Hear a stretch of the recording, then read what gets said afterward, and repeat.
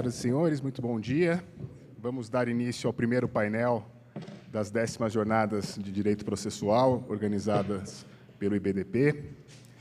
Jornadas essas que são feitas em homenagem ao professor José Manuel de Arruda Alvim Neto. E o tema do nosso primeiro painel são os poderes e deveres do juiz no novo CPC. Como palestrantes, estou aqui ao meu lado com o professor Fernando da Fonseca Gajardoni, o professor William Santos Ferreira e a professora Tereza Arruda Alvim Vamber. Diante do apertado do horário, eu já vou passar a palavra imediatamente ao primeiro dos palestrantes, que é o professor Fernando da Fonseca Gajardoni, que é mestre e doutor pela Faculdade de Direito da Universidade de São Paulo, é juiz de Direito também no Estado de São Paulo e professor doutor do Departamento de Direito Processual Civil da Universidade de São Paulo, campus Ribeirão Preto, e vai discorrer sobre os poderes de gestão no processo civil. Com a palavra, professor Fernando. Muito bom dia a todos. É uma grande satisfação estar participando desse mais importante evento de direito processual do nosso país. Queria cumprimentar o nosso presidente de mesa, professor Alex, estender os cumprimentos aí ao professor William, à professora Tereza Vamber, meus professores, meus queridos amigos também.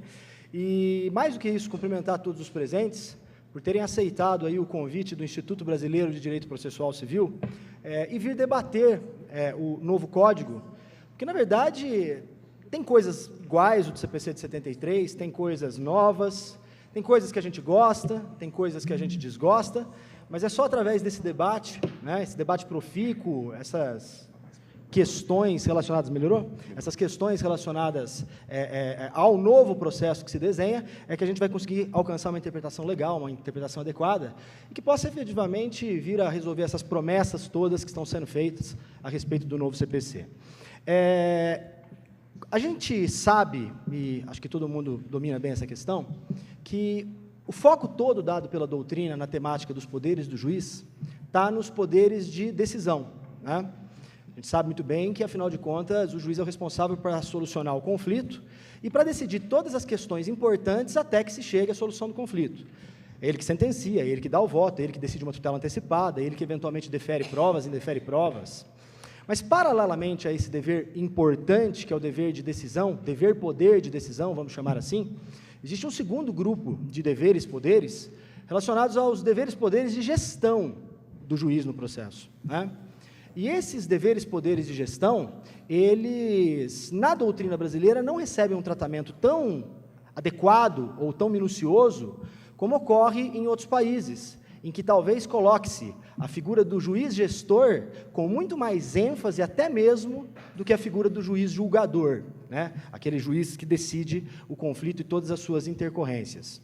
Então, a partir dessa ideia de que o juiz no processo tem também poderes e deveres de gestão, é que nós temos que tentar, na medida do possível, definir com os senhores, ou tentar definir, o que seria a gestão, né, do processo. E, na minha humilde concepção, e, na verdade, é uma concepção construída a partir do que se diz fora do país a respeito disso, a gente pode dizer que gerir o processo é administrar os recursos materiais, humanos, processuais, em busca de uma adequada solução do conflito. Então, dentro dessa administração de recursos humanos, materiais e processuais, é que a gente pode falar que o juiz busca um resultado mais adequado para o processo.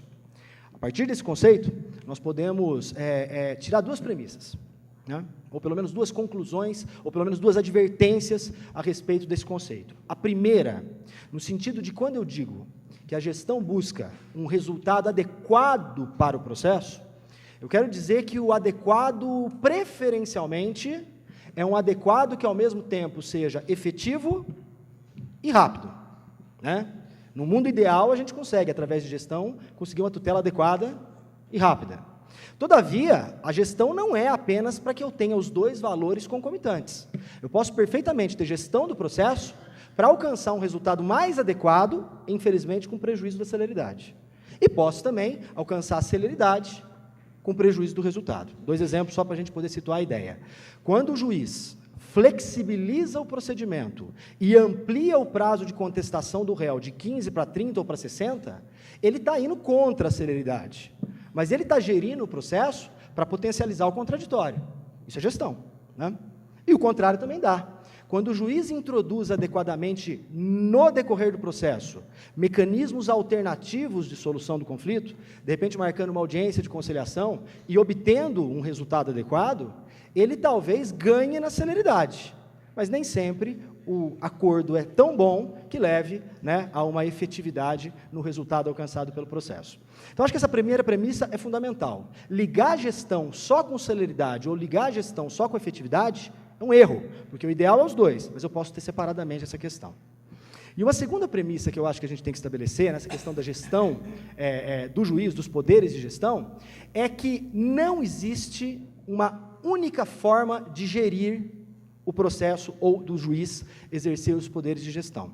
Quando eu estabeleci com os senhores conceitualmente que gestão é administrar recursos materiais, humanos e processuais, eu tenho que saber que a gestão varia conforme o número de recursos humanos e conforme o número de recursos materiais que eu tenho disponível ao meu critério. Não dá para falar em gestão numa unidade judicial que tem 2 servidores e essa unidade judicial trabalha com o mesmo mecanismo de gestão de uma unidade judicial que tem 30 servidores, né? Ou um juiz que tem 8 assessores trabalhar com uma mesma técnica de gestão com um juiz que tem 1 assessor, né? Então não dá para você pré-estabelecer quais seriam as técnicas de gestão, porque elas são absolutamente variáveis conforme os recursos humanos e materiais à disposição do Poder Judiciário.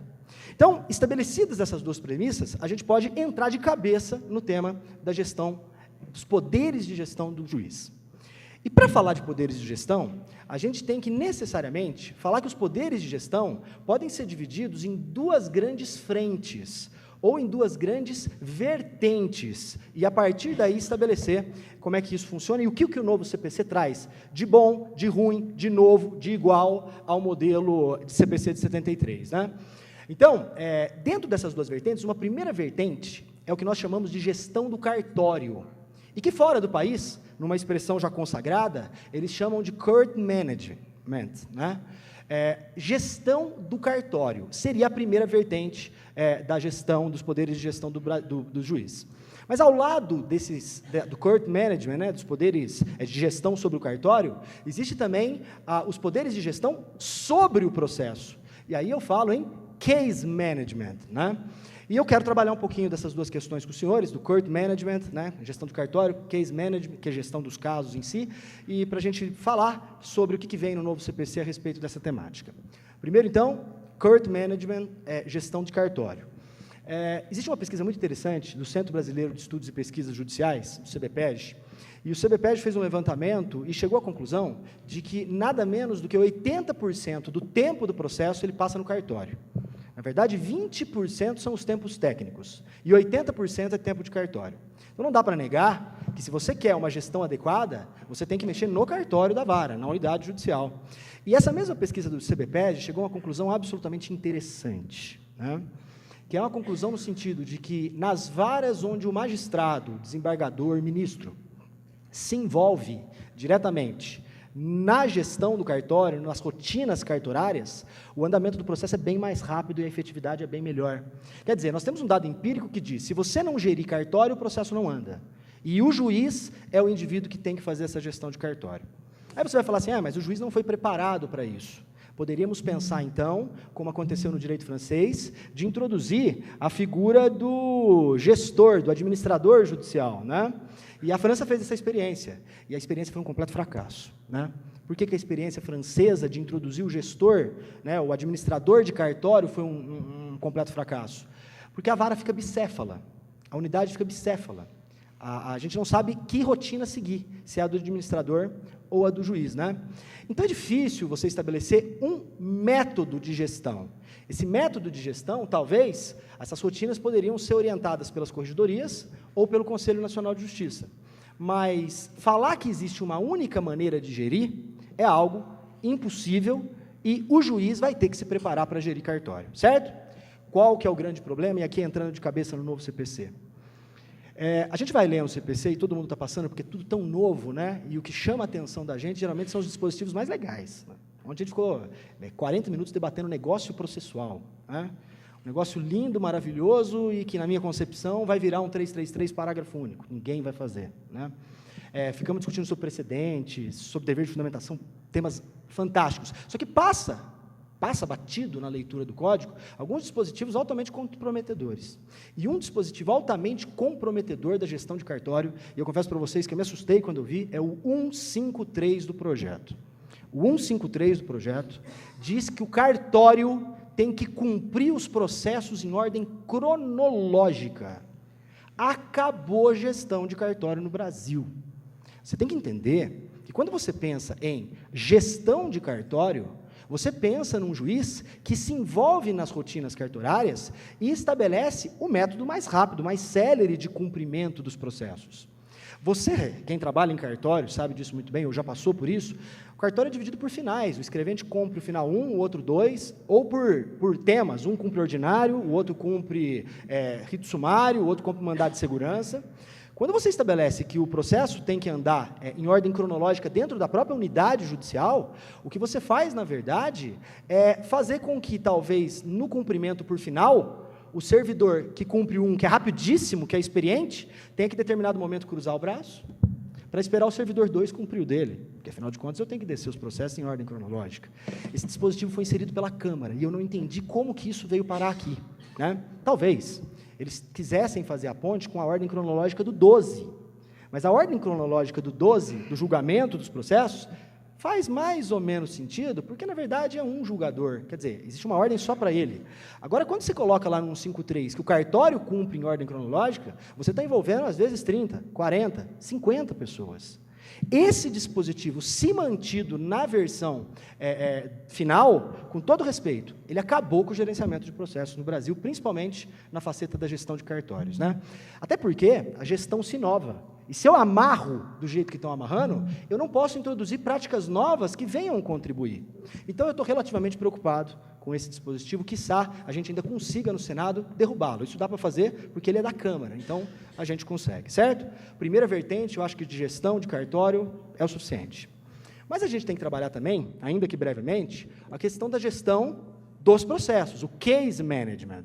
E, diferentemente da gestão de cartório, que envolve recursos materiais e humanos, o case management, a gestão de processos, a gestão de casos, envolve, na verdade, o uso de recursos processuais com a finalidade de fazer com que o processo alcance aquele melhor resultado, né? Ou da celeridade, ou da efetividade, ou os dois juntos, se possível, né? E quando eu falo em case management, uma diferença que não é feita, geralmente, pela doutrina, e que, felizmente, é feita por um colega meu da Faculdade de Direito da Universidade de São Paulo, de Ribeirão Preto, que é o Camilo Zufelato, é uma diferença entre macrogestão, que ninguém fala, e microgestão. A gente tem que entender que a macrogestão é a gestão de todo o acervo do judiciário feita através do gerenciamento. E como que eu faço isso? Repercussão geral é um instrumento de macrogestão, né? Recursos repetitivos é um instrumento de macrogestão, e agora o tal do incidente de demandas repetitivas. Por quê? Porque quando os tribunais superiores, ou o Tribunal de Justiça, ou o TRF, puxa e decide que aquilo tem repercussão geral, ou é um recurso repetitivo, a gente para os processos que estão na base. E isso é um instrumento de gestão, porque as unidades e o magistrado param de se dedicar àquele conflito para se dedicar aos outros conflitos. E aguarda o rápido julgamento, espera-se rápido, né? Esse é um problema que nós temos. A repercussão geral e o repetitivo ficam parados, e a gente fica 2 anos esperando o julgamento da questão, e, consequentemente, tudo fica como está, parado, né? Quando eles julgam rápido, você consegue fazer uma gestão global, porque os extraordinários e os especiais vão ser indeferidos, em primeira instância se aplica a tese. Então, é legal a gente fazer essa diferença entre macrogestão. E isso, no novo CPC, pelo que me parece, foi mantido mais ou menos igual ao regime atual. Repercussão geral, recurso repetitivo, talvez a novidade, né, Volpe, seja o incidente de demandas repetitivas, que também traz um novo instrumento de macrogestão. A gente está mais acostumado a falar de microgestão. E a microgestão seria mesmo a gestão individualizada do caso. Não essa propriamente global, mas aquela que o juiz, no caso concreto, ele faz para que o processo tenha maior resultado. Lembrem-se, efetividade, celeridade, se possível, os dois juntos. No novo CPC, existem 5 instrumentos que eu reputo que são instrumentos de microgestão. E eu gostaria de compartilhar com os senhores alguns comentários a respeito desses 5 instrumentos e depois me aproximar para o final e fazer a conclusão, até porque, como todos os senhores sabem, nós temos um tempo bem restrito aqui, né? Bem mesmo, tá? Então, quais são esses 5 instrumentos? Já quero advertir, desses 5, eu gosto muito de 2, desgosto muito de 2, e um eu não tenho a mínima ideia do que vai virar, né? Não sei se eu gosto ou se eu desgosto. Então, para falar que eu não sou um cara crítico demais, vamos começar com os que eu gosto, né? Depois eu falo dos que eu desgosto. Então, eu gosto muito da ideia de microgestão e, por motivos evidentes, do 139, inciso 6º, que fala da flexibilização legal genérica do procedimento. A ideia inicial da comissão de juristas do anteprojeto, e a professora Tereza aqui na mesa pode me corrigir se eu falei alguma bobagem, era de dar e confiar ao juiz efetivamente um poder geral de adequação, ou melhor, de adaptação, para a gente usar a expressão correta. O juiz poderia, em qualquer fase do processo, adaptar o procedimento às particularidades da causa, que é algo que eu venho defendendo desde 2005, aqui no Brasil. E não, em outros países a gente tem isso faz um bom tempo. A questão é que houve uma grita muito grande na Câmara, no Senado, a respeito desse poder geral, que foi por uma questão política mitigado. E foi mitigado para admitir que o juiz amplie prazos e altere a ordem de produção de provas. Esse é um instrumento de gestão do processo, microgestão, absolutamente interessante, porque ele permite que o juiz trabalhe efetivamente como um bom alfaiate. Para cada tipo de conflito, ele vai poder fazer a adaptação no caso concreto. Eu sempre conto que quando fui fazer minha tese de doutorado sobre flexibilização, isso tudo surgiu por conta de um caso concreto que eu tive. Era um promotor que trabalhava comigo, ele entrou com uma ação civil pública ambiental, e a inicial, depois de 3 anos de investigação, tinha 17 volumes, né? 2 perícias extrajudiciais. E o rito ordinário padrão da ação civil pública é 15 dias para o réu. Chamei o promotor na minha sala, virei para ele e falei assim, bicho, não posso dar 15 dias, você ficou 3 anos investigando, o réu tem 15 dias para contestar. E ele falou assim, mas você não pode, porque o prazo é cogente. E aí, naquele momento de rebeldia e ativismo judicial, eu falei assim, eu posso sim, vem cá. Devido ao processo constitucional, 3 folhas de fundamentação para explicar que o contraditório é uma garantia constitucional, a regra do prazo não é. Então, eu ia dar 60 dias naquele caso. Eu acho que ele coçou para gravar. Eu acho que ele desistiu porque ele falou o seguinte, se eu criar um precedente, eu acabo com a ação civil pública no país, né? Ele optou por não agravar desse caso e foi. E aí você fala assim, e olha como a gente está, engraçado isso, né? O advogado da empresa, que era uma usina de cana-de-açúcar, veio me procurar, era uma ação civil pública ambiental, e falou assim, mas doutor, o senhor acha que não vai ter problema no tribunal, porque o prazo é cogente, né? E eu virei para ele e falei, doutor, estou tentando ajudar o senhor. Se o senhor acha que pode ter problema, contesta nos 15 dias, né? E ele contestou nos 60, e ninguém alegou nada, tribunal passou por cima, o processo acabou, transitou em julgado, detalhe, improcedente. Talvez, se ele não tivesse mais de 15 dias, ele não daria conta, tá? Interessante esse detalhe. E eu gosto muito dessa ideia de flexibilização, ainda que mitigada já é um avanço. Poderia ser mais, mas tá bom. Temos um pouco de receio, ou melhor, temos muito receio dos poderes do juiz, então vamos deixar mitigado, tem controle, tá certo. Um segundo que eu gosto de microgestão é a questão do saneamento compartilhado, do 364 do Código de Processo Civil, que, salvo o melhor juízo, vai ser tema do Vamber, tá certo? Eu gosto muito da ideia de saneamento compartilhado e acho que já dá para fazer com a interpretação do 331, né? Podemos, obviamente, melhorar. E eu faço saneamento compartilhado. Confesso que saneamento compartilhado não é para todos os casos. Mas existem casos que as partes, debatendo com o juiz, chegam a um denominador comum que agrada a todos. Eu tenho uma causa muito complexa, ela está em andamento ainda, então, suprimindo alguns dados, em que a gente fez esse modelo de saneamento compartilhado, mas assim, tudo cantado no despacho que designou a audiência preliminar do que seria feito nessa audiência. E os advogados absolutamente cônscios do seu papel vieram preparados com a apresentação de PowerPoint para mostrar o que era o problema.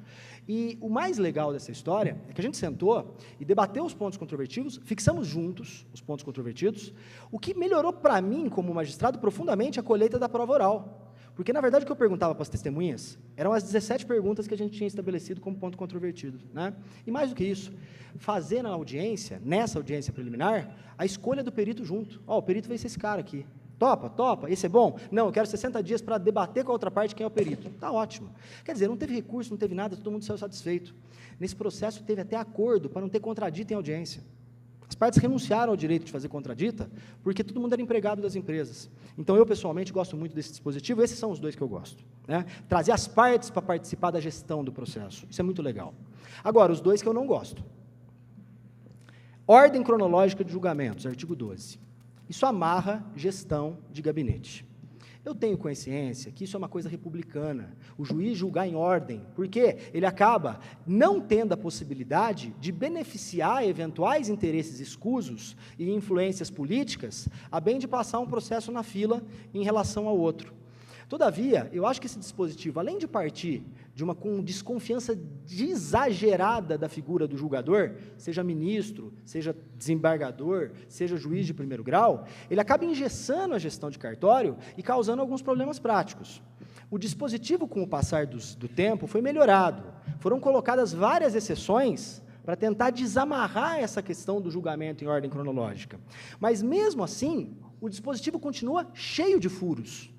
Meus amigos, 50% das varas no Brasil são de competência cumulativa. Esse dado não foi considerado. Significa dizer que o juiz não faz tudo. Ele julga cível, crime, juizado especial, ele julga infância e juventude, ele julga a corregedoria. E o problema é o seguinte, o dispositivo, até numa das versões, a da Câmara, colocou que, se tiver também competência criminal, não aplica a ordem cronológica. Mas eu tenho várias dúvidas. Por exemplo, e na vara que tem competência cumulativa de juizado? O juizado não aplica a ordem cronológica ou aplica? Não tem resposta, né? E a parte correicional do magistrado, infância e juventude, aplica a ordem cronológica? Não sei. Mas a minha birra maior com o dispositivo não é essa. A minha birra maior com o dispositivo é o fato de que, graças a ele, você vai ter que, muitas vezes, travar a unidade judicial para poder julgar um caso, e você não pode julgar os que vêm depois na fila simples, e que poderiam ganhar em efetividade e em celeridade, para julgar aquele caso complexo. Imagina que aporte na vara uma ação civil de improbidade administrativa de 37 volumes. E aí você tem o quê? Você tem o alvarazinho lá da mulher que quer levantar dos resíduos que o marido morreu, ou aquele caso mais simples, que é o mandado de segurança está na preferência legal, não vale, mas uma ação de obrigação de fazer, né?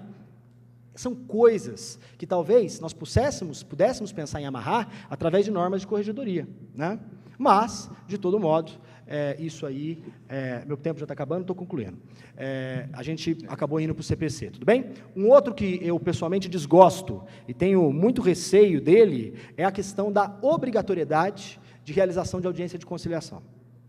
Todos os países do mundo hoje trabalham com o padrão do multi-doors, da multiportas, sistema multiportas. E o sistema multiportas prega que, para cada caso, você tem uma porta para resolver o conflito. Você tem a porta do judiciário, a porta da arbitragem, a porta da conciliação e a porta da mediação. Em algum momento, a audiência de conciliação se tornou obrigatória no processo civil brasileiro para o CPC projetado. Significa dizer que qualquer processo, salvo se as duas partes peticionarem conjuntamente, vai ter que ser submetido à audiência de conciliação. Eu acho que isso amarra profundamente a gestão do processo. E tenho muito medo de acontecer, como já aconteceu no Brasil no regime de 1824, e como aconteceu, por exemplo, no Uruguai, na Itália, está acontecendo mais ou menos isso, da audiência de conciliação obrigatória se tornar um rito de passagem, para que as partes simplesmente olhem para a cara uma da outra e digam uma para a outra: não tem acordo, vamos para a próxima fase que eu quero que o juiz julga, né? Acho que a gente deveria confiar também no magistrado o poder de decidir o que é conciliável e o que não é, algo que me parece que não foi feito.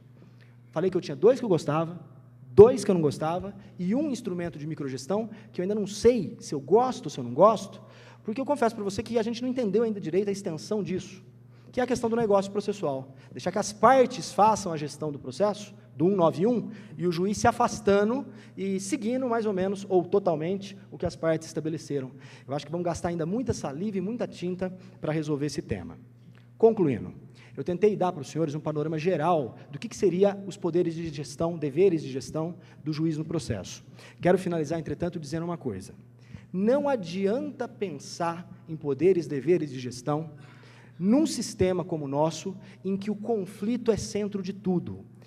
Nós não temos condição, com a movimentação e com a quantidade de conflitos que nós temos, de gerir qualquer tipo de processo adequadamente.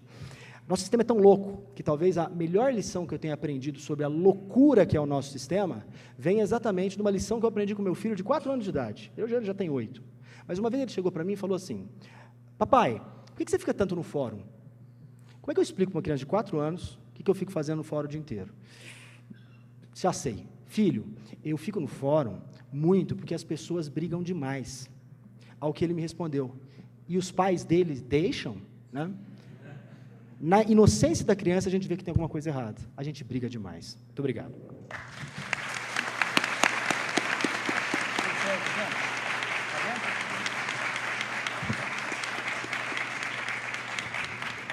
Gostaria de cumprimentar o professor Gajardoni pelo costumeiro brilhantismo nas palavras e já, ato contínuo, passo a palavra para o professor William Santos Ferreira, que é mestre e doutor pela PUC, instituição na qual é professor também e advogado em São Paulo. Por favor, professor. Bom dia a todos. Quero agradecer inicialmente o convite que foi formulado pelo IBDP para ter a oportunidade de apresentar algumas reflexões aqui sobre poderes, se é que poderes, instrutórios do juiz, ao lado do professor Alex, professor Gajardoni, estimado amigo de tanto tempo, minha professora, minha orientadora, estimada amiga, professora Tereza Ruda Alvim-Vamber, Didi.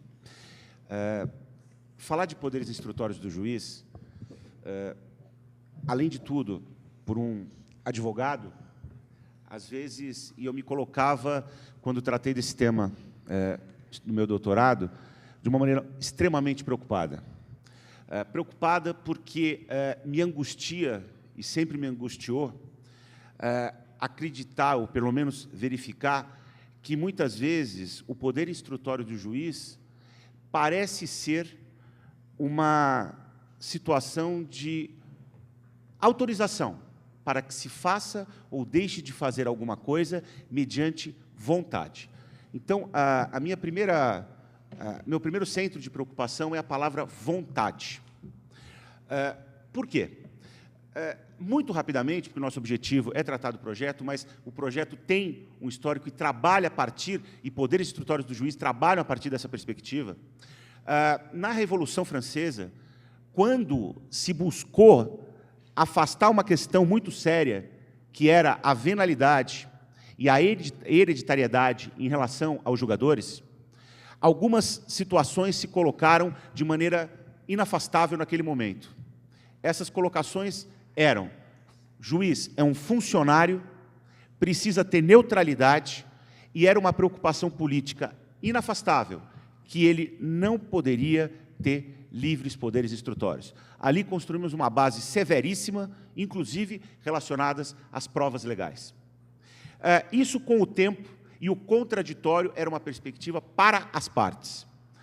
Com o desenvolvimento de outros sistemas, isso passou a ser demonstrado que não funcionaria, que a situação era outra e que, portanto, já ultrapassado aquele sério problema da Revolução Francesa, isso naquele momento, nós temos, então, uma preocupação, isso em termos de desenvolvimento, uma preocupação de que o juiz tivesse, sim, um desenvolvimento. Principalmente, isso parte na Alemanha, com relação aos poderes do juiz, sob duas perspectivas. Aqui, sem entrar no mérito de um desenvolvimento mais profundo, mas, basicamente, as cercas do litígio eram estabelecidas pelas partes, elas que levam, claro, dispositivos, nas partes em que não houver disponibilidade, elas que levam ou não o problema ao judiciário. Só que, a partir do momento que esse problema é levado ao judiciário, aí entra um outro momento, que é o momento do Estado pelo juiz, onde a participação desse passa a ser no desenvolvimento, principalmente, da instrução. Portanto, a questão se coloca sob a perspectiva, e aí fala-se muito ainda na questão do princípio dispositivo, no tocante ao encaminhamento do litígio, e também na solução dele, porque a autocomposição ela é sempre possível e, portanto, afasta do judiciário a necessidade de apreciação, sempre trabalhando, inclusive, com juízo meramente homologatório, e também a outra hipótese, aí sim, onde há necessidade de solução e decisão, onde passa, então, ao que muitos denominam de princípio inquisitivo. E aí, isso traz uma série de questões no tocante a como isso se dá, porque o discurso de que o princípio inquisitivo ele norteia a atividade instrutória traz um ranço de que o pensamento é um pensamento suportado sob a perspectiva socialista, sob uma perspectiva absolutista, e que, portanto, a partir desta figura, há algo a ser criticado severamente e, portanto, precisamos mudar, e isso precisa ser mais privado, porque isso, se não for desta maneira, nós não estaremos sendo democráticos. O que vem se demonstrando, inclusive em inúmeros estudos, é que isso não é uma realidade, não é uma realidade histórica, e isso também tem sérios problemas relacionados ao desenvolvimento do processo numa cultura extremamente privada. Por quê? E aí sim, agora já procurando ingressar no desenvolvimento de outros sistemas. Por quê? Porque se coloca, por exemplo, como uma das facetas, a common law, em que o juiz ele seria mais passivo, inclusive, mais não, seria passivo na instrução, isso é o que se coloca genericamente, porque essa passividade assegura um contraditório efetivo entre as partes e que essas partes, sim, devem ter o interesse de produzir as provas e, a partir dessas, há um julgamento. Aonde estão os problemas disso? Primeiro, relacionados a uma perspectiva sobre a história da Inglaterra.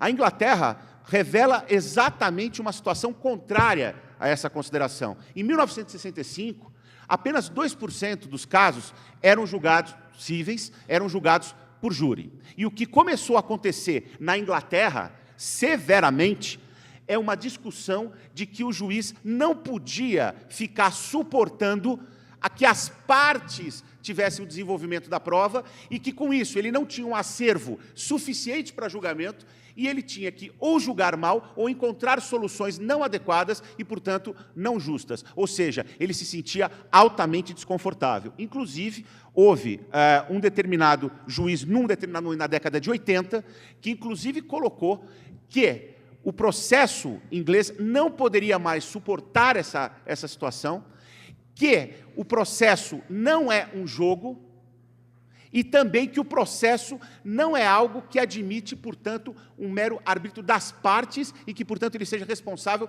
por um mau julgamento com a chancela do Estado e com a própria chancela dele. Ou seja, ele decide sob uma perspectiva e um conjunto instrutório ruim. Ele dizia, inclusive, processo não é guerra, processo não é jogo. E, portanto, a participação instrutória do juiz deve ser bastante majorada. E isso aconteceu em diversas alterações na Inglaterra e hoje o juiz inglês tem muito mais atividade. O que não acontece no sistema americano. Mas por que não acontece? Aqui eu só gostaria de colocar uma perspectiva para nós entrarmos no nosso sistema. No sistema americano, toda a construção do desenvolvimento, vale lembrar, principalmente escorado no júri, o acervo probatório é produzido pelas partes antes no pré-trial. Então, como esse desenvolvimento se dá anteriormente pelas próprias partes, o juiz é visto como alguém que apenas é o recebedor e gestor dessa produção de prova diante de um júri para assegurar a regularidade de um desenvolvimento, porque ele não será o julgador será o júri. Portanto, ele apenas regula aquela situação que já veio, e o disclosure é exatamente isso das provas que foram apresentadas e, portanto, fechadas para o júri, e o júri é que vai julgar. O que isso representa em termos de constatação? Primeiro, que ele não é o julgador e, portanto, o convencimento motivado não está sendo instruído por ele. Logo, ele não teria essa instrução, até porque ele não é o julgador. Então, ele não vê a necessidade, a obrigação dele enquanto Estado é de estar ali participando para a legalidade daquela construção. Mas isso, nessa cultura, sob essa perspectiva, a intervenção é vista como prejudicial. Agora, nos sistemas de civil law e, sobretudo, no nosso sistema, a questão que se coloca é como se desenvolveu o poder instrutório, assim denominado, do juiz, no Brasil. No Código de 39, na literalidade do Código de 39, a palavra era poderá o juiz ter determinação de provas de ofício ou provas requeridas pelas partes. Poderá. Quando o Código de 73 foi editado, o 130 substituiu a palavra poderá por caberá ao juiz. Isso passou desapercebido ao longo do tempo. Mas o que se coloca hoje, e aqui é a minha proposta de trabalhar para falar do projeto, poderá o juiz ter uma atividade instrutória de ofício ou requerimento, ou deverá? E, para isso, eu faço algumas reflexões aqui, e por que essa consideração? O artigo 339 do CPC atual, que é idêntico no projeto Senado ao 364 e no projeto Câmara 385, diz: ninguém se exime do dever de colaborar com o Poder Judiciário para a descoberta da verdade. De colaborar com o Poder Judiciário para a descoberta da verdade. Portanto, a descrição e o compromisso é que o Estado dá o resultado, e aqui a verdade com N consequências, mas a ideia é a reprodução do que efetivamente aconteceu, é um compromisso do Estado com a colaboração das partes e de todos aqueles que, de alguma maneira, se relacionam com o processo. Então, é um dispositivo determinante. Ficamos só nesse? Não. Nos efeitos da revelia, a revelia, que em vários países que valorizam, portanto, a não intervenção do juiz, dizem que a revelia é um ato de vontade, e como ato de vontade não mais tem uma resposta a ser dada. Se a parte não deseja impugnar, isso inclusive é visto muitas vezes como um negócio, uma aceitação de uma situação jurídica. No Brasil, isso não é assim. Os efeitos da revelia, ou seja, geram uma presunção, que é uma presunção relativa, que admite prova em contrário, e não prova da parte contrária. Se eu tiver um acervo probatório contraditório, o juiz tem o dever, no momento da decisão, de não admitir aquela presunção, porque existe prova nos autos. Até o procedimento sumário no atual também diz isso, quando, do contrário, resultar dos autos. O juizado especial também traz a mesma afirmação. E o que acontece no projeto do Código de Processo Civil? Mais do que isso. Porque o que eu estou desenvolvendo aqui como raciocínio não está na lei. A presunção é que precisa ser enfrentada, mas não está escrito que ela tem que ser questionada desta maneira. No projeto do Código de Processo Civil, expresso, inciso 4 das hipóteses de supressão da revelia, uma delas, além da contestação por desconsorte e assim por diante, ou a indisponibilidade do direito e assim por diante, a não incidência, um deles, estiver em contradição com o conjunto probatório dos autos. Portanto, um sistema que se propõe a essa construção determina a investigação do juiz a ponto de dizer: o mero silêncio da parte é resultado para a solução? Não. O projeto também coloca essa mesma questão aqui e de forma mais incisiva ainda. Portanto, o que nós estamos revelando aqui é um juiz que é insistentemente questionado para ter o seu convencimento motivado. Supressão, livre. Deixa de existir a palavra livre, convencimento motivado.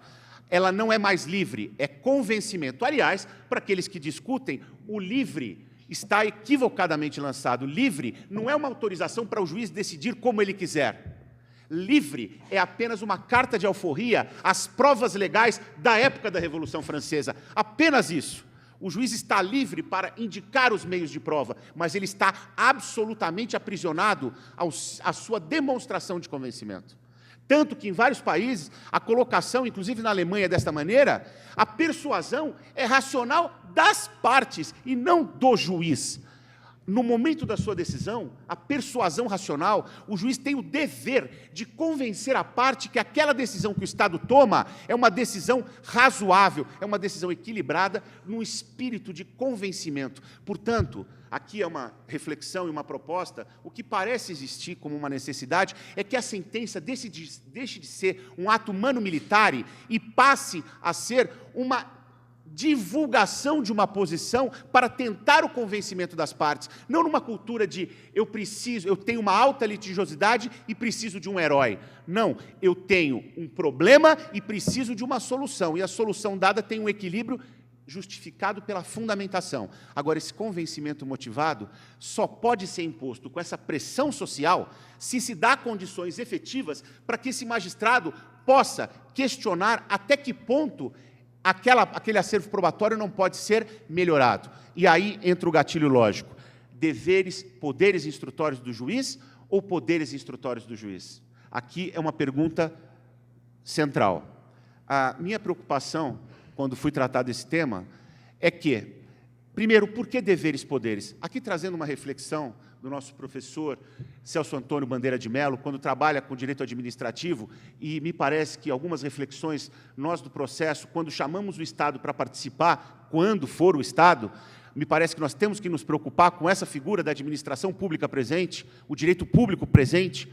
A questão é, quando um agente do Estado é colocado um poder para que ele possa realizar um ato administrativo, um ato pelo poder público, só existe o poder para que ele possa se desincumbir de um dever. Portanto, o dever é o antecedente lógico do poder. Você só tem poder para se desincumbir de um dever. Porque se você só tiver poder, é aquela figura em que o Estado tem a chamada vontade do Estado, em que o agente público expressa a vontade, quando, na verdade, hoje nós sabemos que o direito público não tem vontade, ele é finalidade pública. É finalidade e não ato de vontade. Então, a partir dessa perspectiva, quando nós falamos deveres, poderes instrutórios, a proposta é, mas qual é já tive esse questionamento, inclusive, mas qual é a sanção do juiz, já que é um dever? A questão não é essa. O dever de fundamentar existe, e nós não estamos falando de sanção, nós estamos falando de um problema no tocante ao que acontece no processo. O que acontece se houver uma questão. Por exemplo, só sendo bem pontual, quando se fala caberá de ofício ou a requerimento, aqui está se colocando que, de ofício, é sob a perspectiva de que cabe a ele de evitar as diligências inúteis e as protelatórias. Mas, portanto, as de ofício, quando forem necessárias, ele precisa realizar. Um exemplo clássico é quando você tem uma questão técnica e mesmo que as partes, por algum motivo, não tiveram requerimento de uma prova pericial, o juiz de direito ele não pode partir para aplicação do ônus da prova, quando ele sabe simplesmente que, por existir uma questão técnica, ele tem que nomear um perito judicial. Se nós pegarmos, inclusive, os dispositivos de perícia, que é revelador, talvez até pelo fenômeno de decantação, ou seja, como isso foi desenvolvendo, já se verifica isso. Não se tem uma colocação de que a parte requererá a prova pericial. Se diz que a questão técnica, ela será, o 335, inclusive, quando fala isso, também diz, você nomeia o perito, você indica o perito, dentro de algumas condições, necessidade, utilidade e possibilidade. Portanto, o que está se colocando aqui é, você precisa nomear o perito. Então, neste caso em específico, mesmo que as partes não requeressem, há um compromisso com a solução. E aí, um questionamento, o nosso tempo é muito curto, e eu preciso colocar isso de uma maneira muito pontual. Mas um dos outros argumentos colocados para evitar o deveres e poderes instrutórios do juiz é também a consideração de que o ônus da prova é das partes. E se é das partes, não é do juiz. E se não é do juiz, não compete a ele. É um dos argumentos fortes para isso. A perspectiva histórica, o ônus da prova, ele não surge como um fenômeno instrutor de condutas pelas partes. O processo, ele era resolvido e, por exemplo, no processo romano, quando o juiz não tinha o convencimento, ele abandonava o processo. E se ele abandonava o processo e vinha um outro julgador para tentar reinstruir o processo para julgar, porque ele não julgava. Outras hipóteses que não havia o non liquid instrutório, ou seja, você teria uma não condição de julgar, como foi resolvido? Pelas ordalhas, pelos juízos de Deus. Eram colocadas as pessoas para duelo judiciário ou para a hipótese de nadar em rios com alta correnteza e que o primeiro sucumbisse era o perdedor. O que era isso? Soluções sociais para non-liquid instrutório. Do mesmo modo que nós temos non-liquid de direito e nos socorremos, analogia, princípios gerais de direito, diálogo de fontes, etc., na área instrutória, nós temos o non-liquid instrutório. O ônus da prova, ele surge para resolver na falta de solução. Ele não é uma hipótese, portanto, ele não é uma indutora de condutas, aquilo que se denomina aspecto subjetivo do ônus da prova. Não, ele é uma solução que precisa ser dada para o caso. Se vamos ter outros modelos ou não, é uma outra colocação, mas o ônus da prova ele só surge quando não há alternativa para o esclarecimento das questões fáticas. Por que isso é colocado? Eu até, quando eu vou comentar isso com meus alunos da graduação, eu brinco que, porque quando nós estamos na instrução, já que ninguém poderá se eximir do dever de colaborar com o Poder Judiciário para a descoberta da verdade, você abre o contraditório, você viabiliza a instrução para que, sob um determinado fato descrito, você vá trabalhar com ambas as partes produzindo provas. Só que as partes têm que se encarregar o quê? Do esclarecimento, um positiva, outro negativamente. Só que essa conduta, esse formato de desenvolvimento de trabalho, não pode ser orientado sob a seguinte perspectiva: vou agir se o ônus é meu. Se o ônus não é meu, eu não vou agir. Esta frase, aonde ela se enquadra numa sociedade justa, igualitária e solidária? Aonde ela se enquadra num projeto de código que diz que o contraditório ele é cooperativo, que se estimula a cooperação. Cooperação não é se pedir que as pessoas sejam boazinhas ou ajam só pensando no próximo. Cooperação, ela é estimulada. E como se estimula uma cooperação? Se estimula uma cooperação, por exemplo, num depoimento pessoal, dizendo ao autor: se você não comparecer ou se você não responder, serão presumidos verdadeiros todos os fatos alegados. Isso não é sanção, isso não é punição, não é pena de confesso, como na história foi colocado. Isso é uma técnica refinadíssima, nada mais, nada menos do que de coerção. É uma tentativa de estimular que a pessoa coopere, que ela responda, porque se ela não responder, ela vai ter uma situação pior. Se ela não exibir documento, ela vai ter uma situação pior. Isso é uma técnica de coerção. Então, sob essa perspectiva, se busca a cooperação. O que nós estamos fazendo com o ônus da prova a partir do momento que colocamos ele como indutor de condutas? Nós estamos dizendo para as partes o seguinte: não coopere, não haja, seja negligente, porque o dia que se inverter, ou se tiver uma distribuição diferenciada do ônus da prova, você terá a oportunidade para fazer tudo de novo. Ou seja, nós estaríamos reabrindo o processo de uma maneira totalmente equivocada, dando a chance posteriormente para a pessoa agir. Com isso, como o juiz de direito, ele fica nesta situação, nessa configuração. Se ele não tem condições de gestão da área instrutória, nós deixarmos exclusivamente para as partes, isso acaba se tornando um processo altamente de um jogo, e que esse jogo terá um problema sério, porque cada pessoa que age pensando só na sua própria situação, nós teremos um processo desequilibrado, um processo injusto e um processo que não assume aquele compromisso público ligado à cooperação e ligado ao dever do Estado na solução dos conflitos de interesse. No Brasil, a nossa Constituição Federal, a questão da estruturação do processo, como vem sendo feita no Brasil, se espera do juiz de direito uma atividade instrutória. Uma atividade instrutória, sim, uma atividade instrutória ativa. Aquela que pode ser desempenhada não só complementarmente. O mito da parcialidade do juiz na conduta da instrução, o juiz ele não deseja ou não deve desejar a melhoria para uma das partes. Quando o juiz busca o esclarecimento do fato, ele não busca o esclarecimento do fato de favorecimento ao autor ou esclarecimento do favorecimento do réu. Ele busca a melhor solução para o conflito de interesses, a partir da descoberta do que efetivamente aconteceu. Isto não é parcialidade, isto é imparcialidade, que eu denomino de imparcialidade positiva. Por quê? Porque a parcialidade pode decorrer de atos omissivos. Quando eu me omito, verificando que precisa de uma prova necessária que uma parte não requereu, eu estou verificando que uma outra deve ser beneficiada. Então, a omissão é tão ou mais parcial do que a outra hipótese, que é a hipótese ativa. Então, nós não queremos superjuízes. Não admite-se, claro, que um juiz, por exemplo, ele tenha dever de definir prova oral, se não existem nem testemunhas mencionadas nos autos. Isso não é falha do Estado? É óbvio que não é falha do Estado, muito menos falha do juiz. Agora, se você tem uma verificação, se tem uma possibilidade de identificação dessas testemunhas, sim, se é o caso de prova oral, essa prova oral deve ser determinada. O que não me parece razoável, e eu já concluindo, o que não me parece razoável é que eu imagine que um processo que possa ter um determinado juiz e um mesmo processo ter um outro juiz, eles terem condutas diferentes e nós acharmos que isso é natural, ou seja, que isso é razoável. Porque, na verdade, quando a atuação estatal ela vem dentro de padrões razoáveis, como eu disse, no caso da prova pericial, no caso de uma determinação de um esclarecimento, aliás, quando se diz que em diligência determinará provas complementares, nada mais é do que exatamente essa atividade de solução adequada do conflito de interesses. Porque, quando se fala de questão de direito e de questão de fato, o juiz precisa resolver as duas. Acho interessante que, na questão de direito, ninguém diz que o juiz tem que se subsumir apenas aos argumentos jurídicos colocados pelas partes, a doutrina que uma parte lançou, a lei que uma parte citou.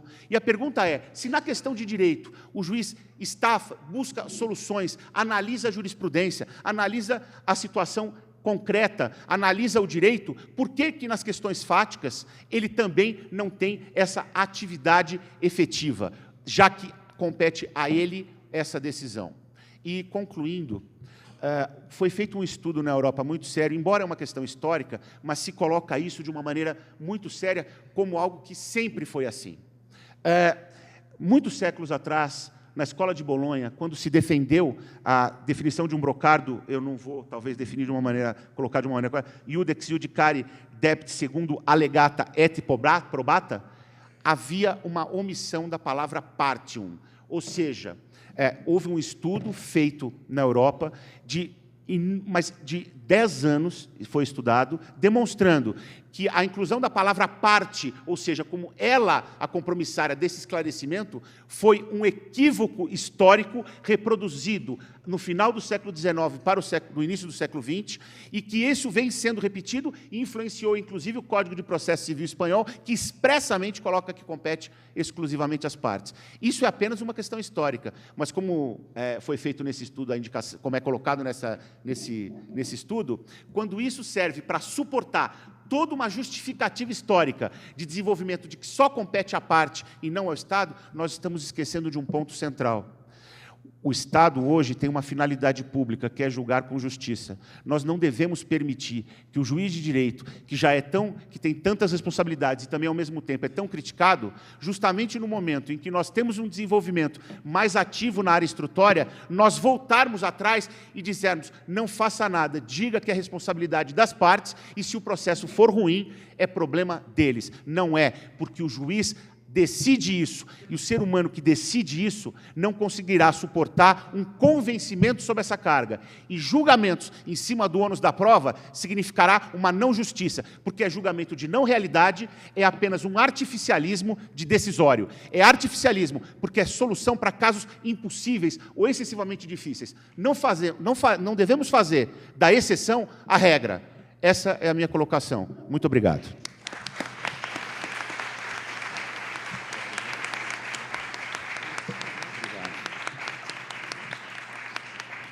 Agradeço e parabenizo o professor William pela clareza e profundidade na palestra em um espaço de tempo tão curto. E passamos agora para a derradeira das nossas palestras, que seremos agraciados com as palavras da professora Tereza Arruda Alvim-Vamber, que apenas por dever de ofício devo fazer a apresentação, mas a notoriedade já dispensaria essa apresentação. A professora é mestre, doutora e livre-docente pela PUC, advogada, professora nos cursos de graduação e pós-graduação também da PUC e coordenadora da revista Repro, entre outros inúmeros qualidades e títulos. Professora, por favor. Bom, o meu tema é o mais ingrato, né? Ingrato por ser, de fato, um tema imenso. Tá bom o som? Um tema imenso e absolutamente fascinante, né? O que pode ser fundamento da decisão do juiz, né? As perguntas são inúmeras, né? E são cada vez mais instigantes no mundo em que vivemos hoje em dia. Será que o juiz pode decidir com base só em princípios? Todo mundo diz que princípio é norma jurídica. São válidas as decisões em que o juiz se baseia só em princípios, sem fazer nenhuma referência à norma, à lei escrita, né, ao direito positivo? Pode o magistrado citar precedentes estrangeiros? São adequadas as decisões, como essas últimas decisões do STF, permitindo o casamento entre pessoas do mesmo sexo, ou reconhecendo na união de pessoas do mesmo sexo a figura da união estável? Porque se sabe que, nessas decisões, o que se citou como fundamento foram os princípios da isonomia, o princípio da dignidade humana, necessidade de respeito à dignidade humana, e muitos precedentes estrangeiros que falavam no direito à felicidade. Será que o juiz pode fazer isso, né? Decidir sem um texto de lei do direito brasileiro? Bom, esse, claro, é um problema fascinante e, evidentemente, eu não poderia entrar nisso de forma profunda. Como é que se fundamenta a decisão, né? Mundo afora, há regras muito interessantes. Na Itália, por exemplo, não se pode citar doutrina, não se podem citar nomes de autores. Na França, se sublinha de uma maneira enfática a proibição de se citarem precedentes, porque o juiz decide com base na lei, não com base na jurisprudência. Essas regras estrangeiras, no meu entender, envolvem um certo cinismo, porque aqui no Brasil se admite abertamente que o juiz, quando decide com base na lei, decide com base na jurisprudência e decide com base na doutrina. Mas, felizmente, o foco da minha exposição não é esse. O foco da minha exposição é o novo CPC. Claro que eu raciocinei, refleti a respeito das regras que existem no novo código, no projeto, a respeito desse fundo, né, desse pano de fundo que é extremamente rico, né, e torna a situação muito complexa. Mas, hoje em dia, se costuma dizer que a exigência, no sentido de que as decisões sejam fundamentadas, decorre basicamente de duas necessidades. A primeira delas é de natureza política, porque o Estado presta contas à sociedade do modo como decide. Essa necessidade, evidentemente, absorve a eventual subjetividade que possa haver na motivação, tornando-a objetiva. Os alemães falam em Rechtfertigungsstaat, que significa Estado que se justifica. É uma outra ideia sobre o Estado de Direito. É um Estado que justifica à população os seus atos de autoridade. Por outro lado, há uma outra exigência de natureza técnica que gera a necessidade de motivação, que é a possibilidade de que nós recorramos das decisões. De fato, quando se recorre de uma decisão judicial, o que se ataca são os fundamentos. Nos sistemas de civil law, o juiz deve decidir com base na lei, em princípio. É isso que se diz. Mas nós sabemos também, e aqui no Brasil essa consciência é muito nítida, que isso não quer dizer muita coisa em si mesmo, porque o juiz decide com a lei e com base na lei interpretada. A lei é interpretada à luz da doutrina. A doutrina dá parâmetros para interpretar a lei e a própria doutrina interpreta a lei. E o juiz decide também com base naquilo que já tenha sido decidido, com base naquele mesmo dispositivo legal. Isso, na verdade, é a jurisprudência. Só isso demonstra que, no Brasil, se reconhece que o juiz decide também com base na lei, porque o direito é um tripé, né? O direito, quando se quer dizer alguma coisa sobre o direito de uma nação, a gente não pode simplesmente examinar o direito positivo, ou não pode simplesmente examinar a jurisprudência e nem só a doutrina. Quando a gente diz que o direito da Alemanha é assim, ou que o direito da França é assim, na verdade, a gente tem que tirar conclusões em cima desse tripé, lei, doutrina e jurisprudência.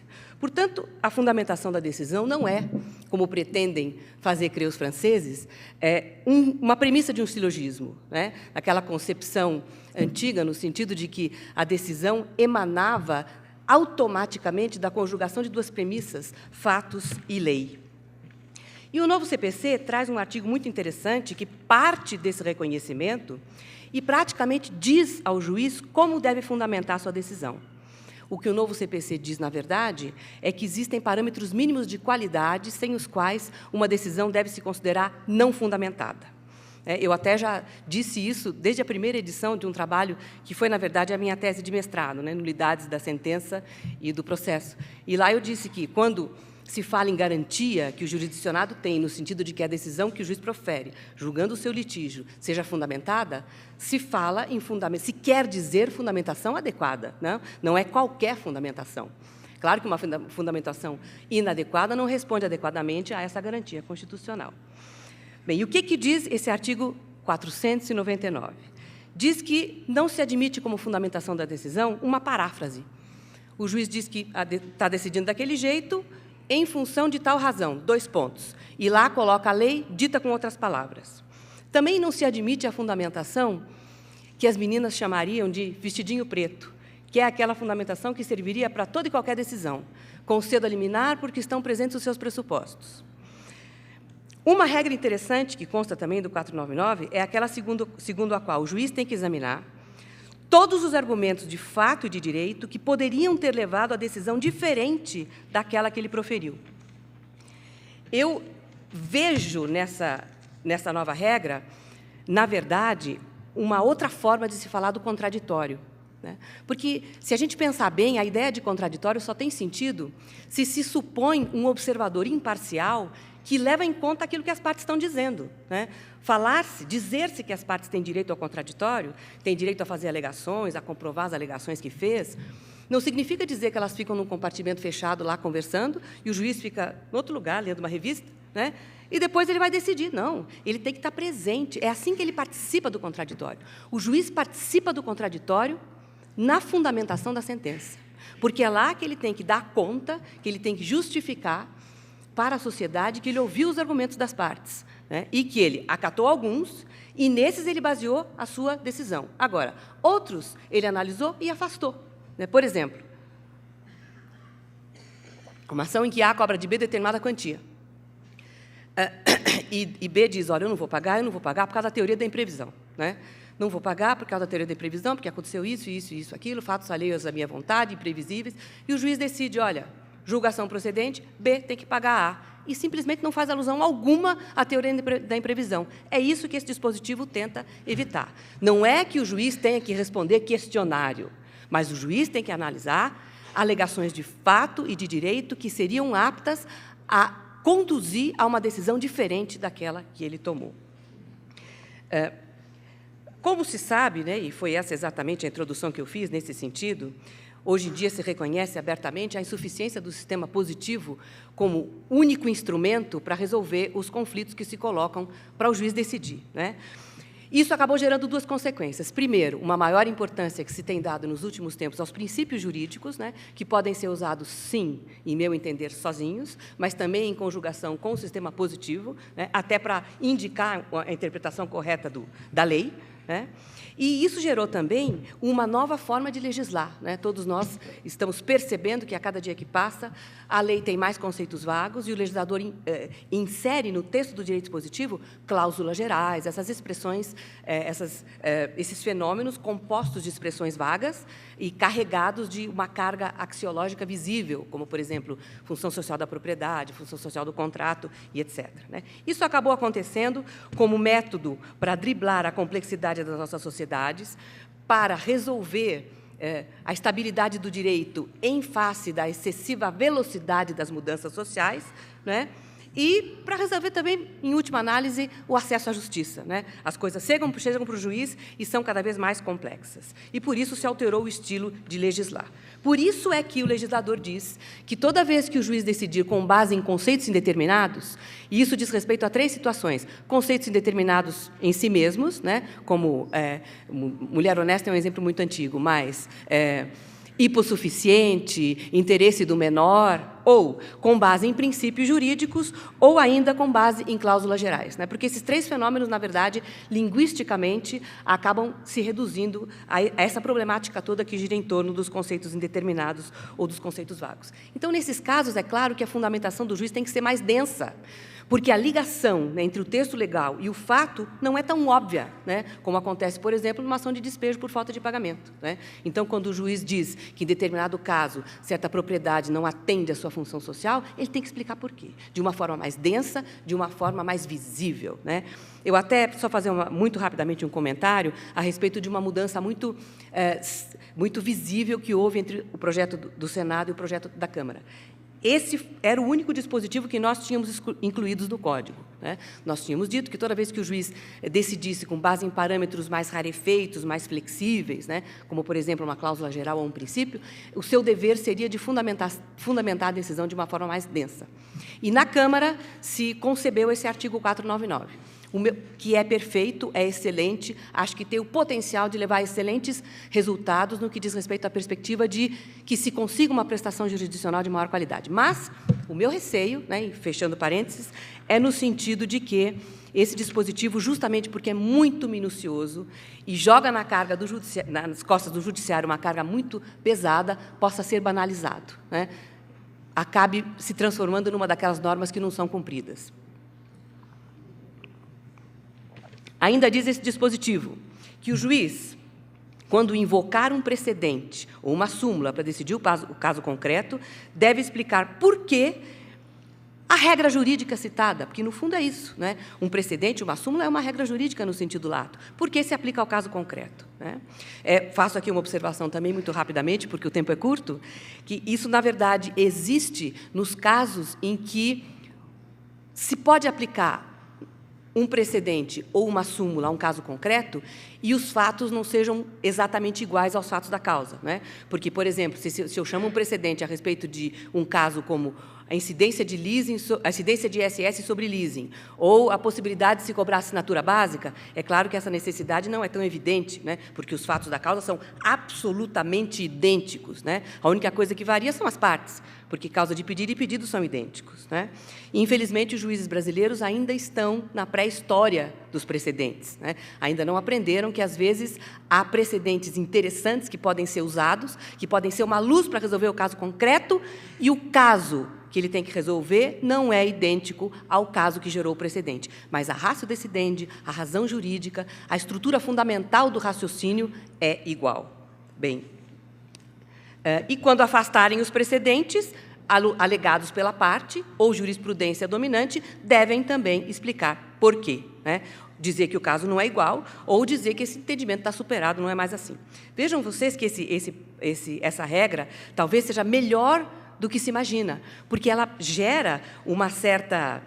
pode gerar um certo desconforto nos tribunais superiores, no sentido de quando eles pretendem modificar a sua própria jurisprudência, né? Porque, às vezes, a gente entra, por exemplo, com recurso para o STJ e a gente alega uma série de precedentes deles mesmos, né? E eles se afastam dos precedentes que a gente alegou, decidindo de forma diferente, sem tomar o cuidado para rebater os argumentos usados nos precedentes que nós usamos a nosso favor, né?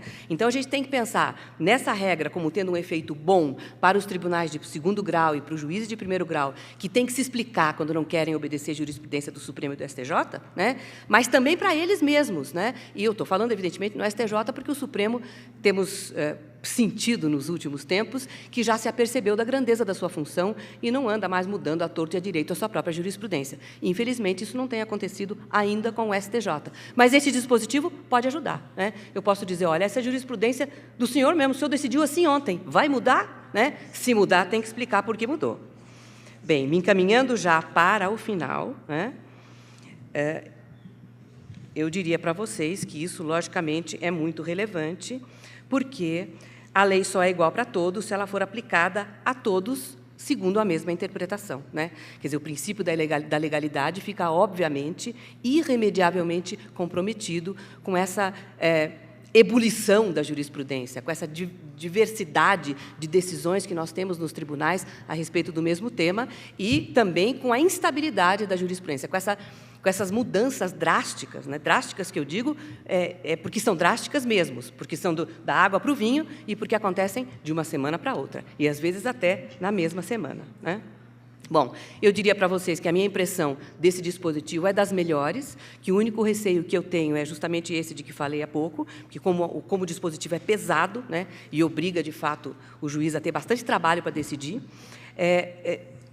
eu acho que esse dispositivo, se for bem compreendido, se for bem interpretado, tem o potencial de levar a uma jurisdição de melhor qualidade.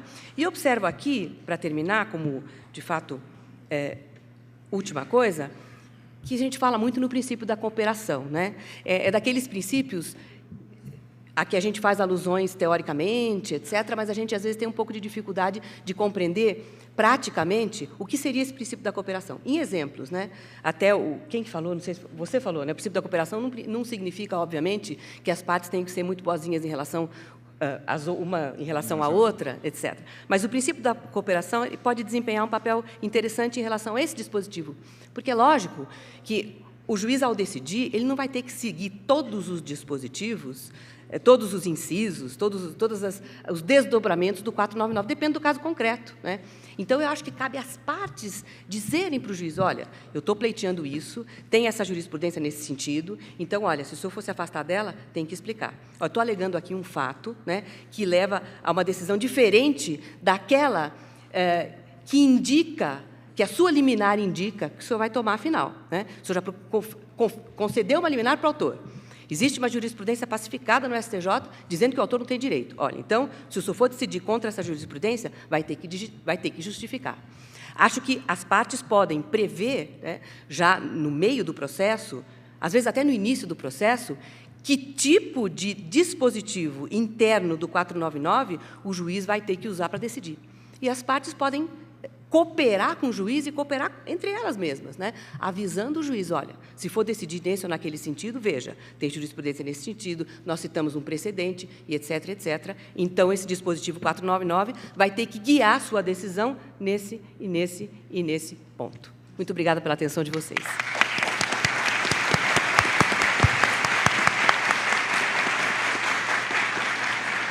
Nossa, quanta coisa, né? Parabenizo a professora Tereza pela brilhante palestra. A despeito da minha coordenação não ter autorizado, mas em razão da ausência de tempo, gostaria de consultar a plateia se há interesse em fazer perguntas.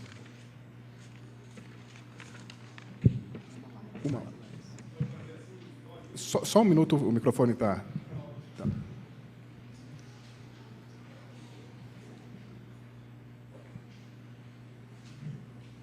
Queridos professores, bom dia a todos. Guilherme Quaresma, lá da UERJ, mestrado da UERJ.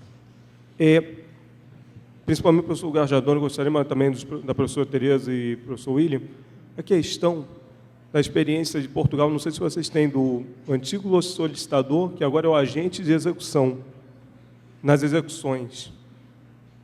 Seria a questão, como é que ficaria o poder, principalmente o professor Gajardoni, que em Portugal o juiz passa a ser mero administrador de processo, sendo chamado só para dar decisões em questões cruciais da execução. Por exemplo, se é penhorável ou não certo bem. E a execução continua com o que se chama agora agente de execução. O senhor falou logo no início que, se o juiz não está presente em cartório, a pesquisa, por exemplo, no Brasil, mostra que não anda o processo. Portugal criou o agente de execução porque o juiz estava sobrecarregado e precisaria especializar a execução. Não sei se temos dados atuais. Gostaria de saber, de repente, a opinião dos senhores todos também. Obrigado. Muito obrigado pela pergunta. Veja bem, essa questão da execução, eu acho que ela muda um pouco a questão da gestão do processo. Porque, na verdade, o que a gente tem que entender é que houve uma opção, e a opção da comissão, tanto do anteprojeto quanto da própria comissão da Câmara e do Senado, foi no sentido de não entrar na discussão da extrajudicialização, considerando que, na verdade, a execução acabou de mudar, a gente nem sentiu os reflexos ainda do novo processo de execução.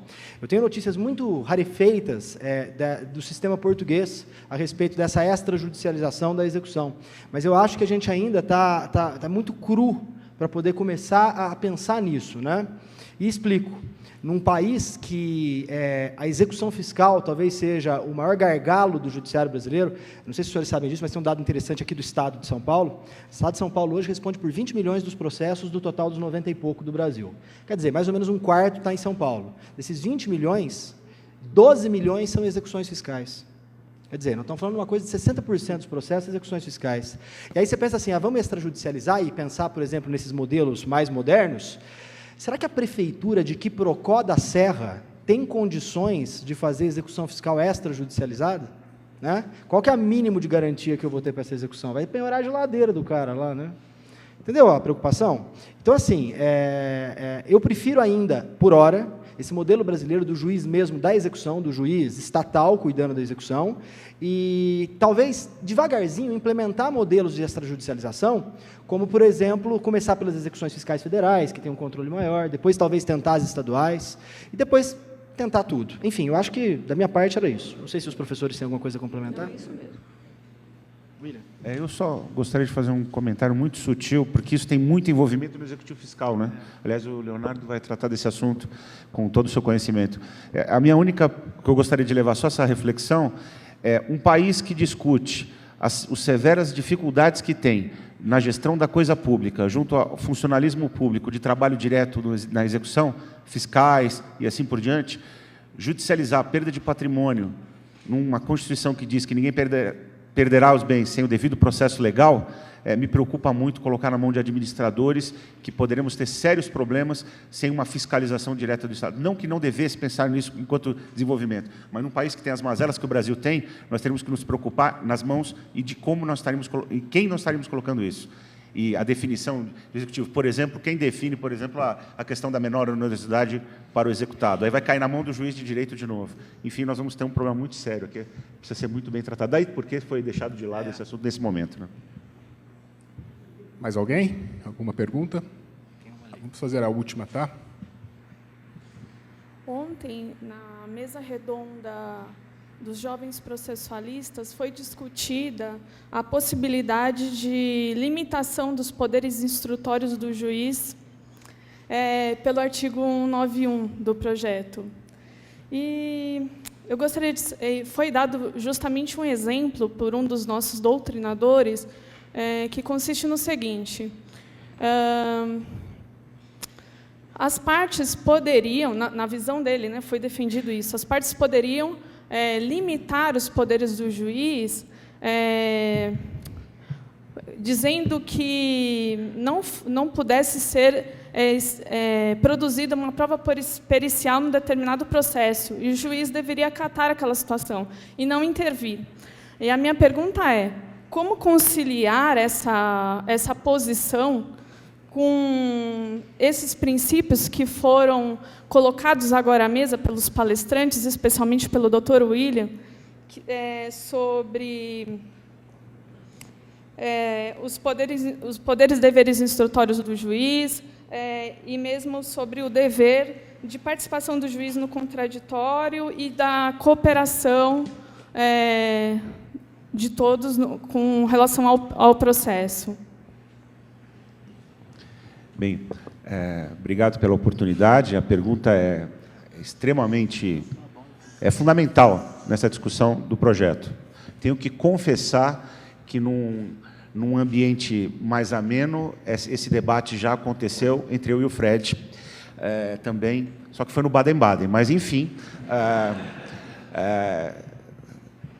a minha resposta, nesse momento, eu não tenho uma posição fechada sobre o negócio processual e vou ser muito franco na minha consideração, que falei ontem também eu não tive, infelizmente, a oportunidade, queria estar aqui, não pude estar por motivos alheios à minha vontade. Que eu disse a eles, inclusive, que o negócio processual, tal quanto estabelecido, sem uma verificação profunda das interferências da noção de direito público, na noção de negócio onde o poder público é responsabilizado. Nós estamos falando de arbitragem, nós não estamos falando desse segmento, onde aí a situação se amolda de uma maneira muito mais confortável e até com experiências práticas. No direito público, nós precisamos refletir muito sobre os negócios. Não que eles não devam acontecer, mas que eles devem ser refletidos. A felicidade foi a frase que eu usei ontem. Foi, se o ônus distribuído não foi nunca atribuído a ninguém, nunca vi um contrato que atribui ônus da prova, nós vamos ter um problema com o negócio. Agora, o que eu coloquei o negócio processual que acresce o direito à prova, ele me parece ser cogente, inclusive, ao juiz de direito. Se ambas as partes desejam uma produção de prova sob o prisma da maximização instrutória, é possível. Se eles desejam uma restrição instrutória, você não pode convocar alguém para bem julgar algo e tirar dela a condição de fazer isso e, no momento final, dizer que é dever dela de fundamentar. O direito à prova não é o de titulação da solução dos conflitos de interesse no ambiente social. Então, titular a prova é uma situação muito diferente. O princípio da aquisição, ele é completamente diverso nessa noção. Aliás, o projeto, de uma forma muito interessante, que está passando ao largo, quando fala da produção de provas, está dito realizadas, quando fala do princípio da aquisição, até para ser mais técnico, deixou de falar a palavra parte para usar a palavra sujeito. Isso é um compromisso muito sério, porque ele introduz nos elementos da construção da prova o juiz como elemento desse negócio. Então, me parece, só para ser conclusivo, que maximizar, sim, restringir Não, a não ser quando há uma situação muito delicada, como uma prova de altíssimo custo, onde talvez nós pudéssemos discutir a inviabilidade da prova sob uma perspectiva de prejudicialidade do próprio direito da parte, porque isso também é uma realidade que nós precisamos enfrentar. Mas ela é um enfrentamento, inclusive, com conteúdo decisório, e não com conteúdo eminentemente negocial de afastamento do judiciário. Essa seria a resposta, nesse momento, que eu tenho para essa situação. Agradecendo a presença dos professores integrantes da mesa, declaro encerrado o painel. Muito obrigado.